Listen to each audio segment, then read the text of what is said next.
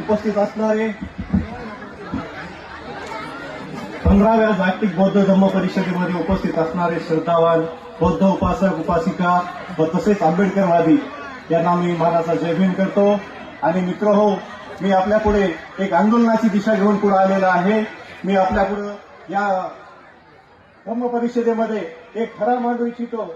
आपण सर्वांनी याकडे लक्ष केंद्रित करून या ठरावाला मान्यता देण्यात यावी. आणि मी ठरावाचं वाचन करत आहे, तो आपण सर्वांनी लक्ष द्यावं.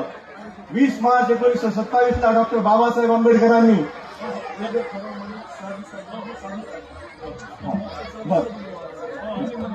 ठरावाचं वाचन झाल्याच्या नंतर आपण सर्वांनी साधुकार करायचा आहे. 3 वेळा साधुकार करायचा आहे. हा ठीक आहे. 20 मार्च 1927 ला डॉक्टर बाबासाहेब आंबेडकरांनी 14 तळ्यावर जो सत्याग्रह केला, तेव्हापासून